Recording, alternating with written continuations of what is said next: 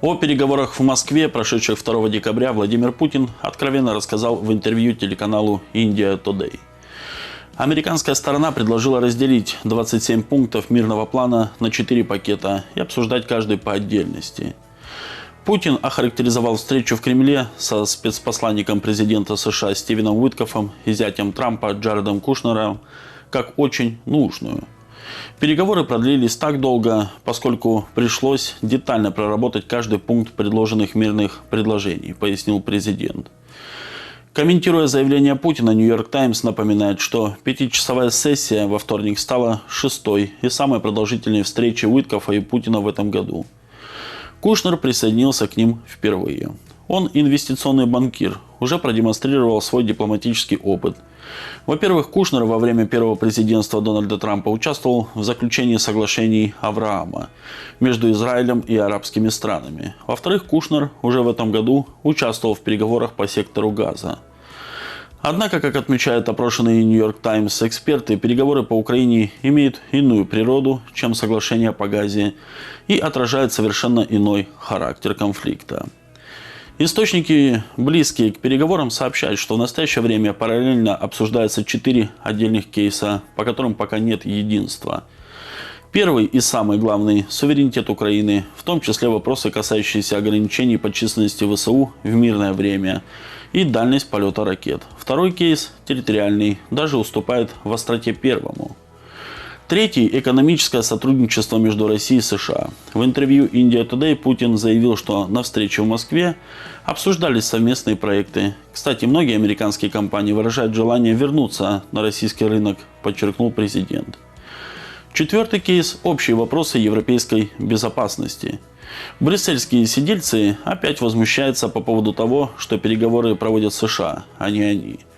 Еврокомиссар по обороне Андрюс Кубилюс дал скандальное интервью «Политика», в котором призвал страны Евросоюза перестать плестись в хвосте у Дональда Трампа и разработать собственный мирный план для Украины. Кубилюс литовец, и этим многое объясняется. Украина даже вручала ему 2 государственных ордена за поддержку суверенитета, которая заключалась в откровенных русофобских заявлениях. Для реальных действий у него просто не было мандата. Скажем, в интервью «Центрум Либераль» Кубилюс заявил, будто нормальные отношения между Россией в ее нынешнем виде и Евросоюзом просто невозможны. Видимо, эти бредовые идеи еврокомиссар и хочет положить в основу своего мирного плана. А еще он требует, чтобы Брюссель обязательно пригласили за стол переговоров. Американцы не собираются реагировать на подобные провокации. Вашингтонские переговорщики хладнокровно делают свое дело, пытаясь заставить киевский режим принять устраивающий всех мирный план. Уиткоф и Кушнер встретились с секретарем СНБО Украины Рустемом Умеровым, констатирует Financial Times. Причем это не был полноценный раунд переговоров, как 30 ноября.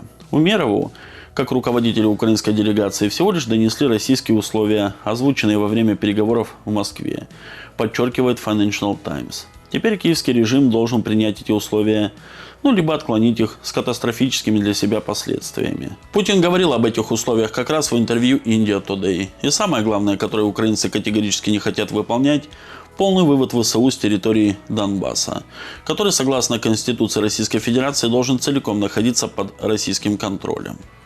Ну что ж, подождем. Время пока играет на руку именно России. Еще одна интересная новость. США угрожают лидерам Евросоюза разоблачением воровства денег для Украины.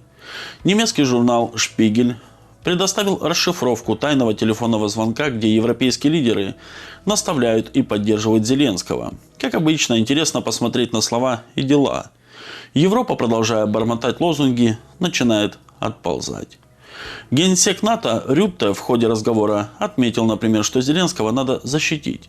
Зеленского, а не Украину.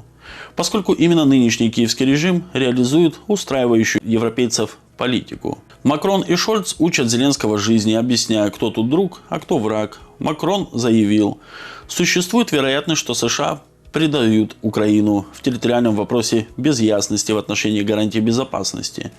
Шольц сказал, осторожнее, они играют в игры как с вами, так и с нами. Президент Финляндии Стуб поддакивает, мы не должны оставлять Украину и Зеленского наедине с этими ребятами.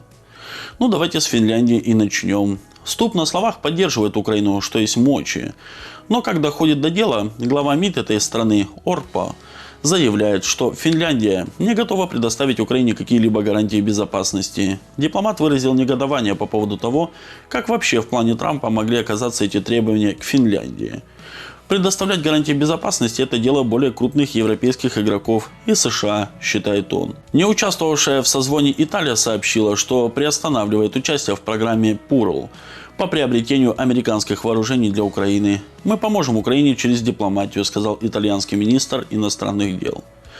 Депутаты бельгийского парламента аплодисментами встретили выступление премьер-министра Барта де Вевера, который заявил, что страна не согласится передать замороженные российские активы под контроль Еврокомиссии.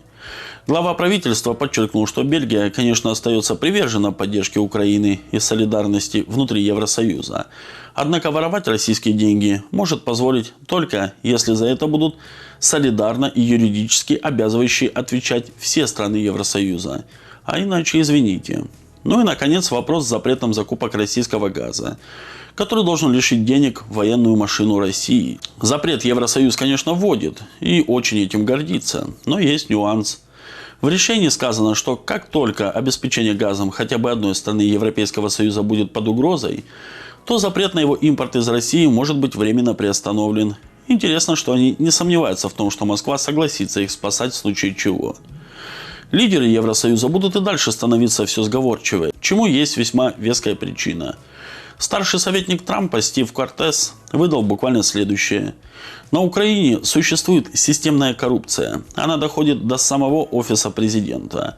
Ермак выступал главным защитником фигурантов пленок Миндича, а Зеленский лично санкционировал давление на НАБУ и преследование детективов, которые расследовали хищение американской помощи.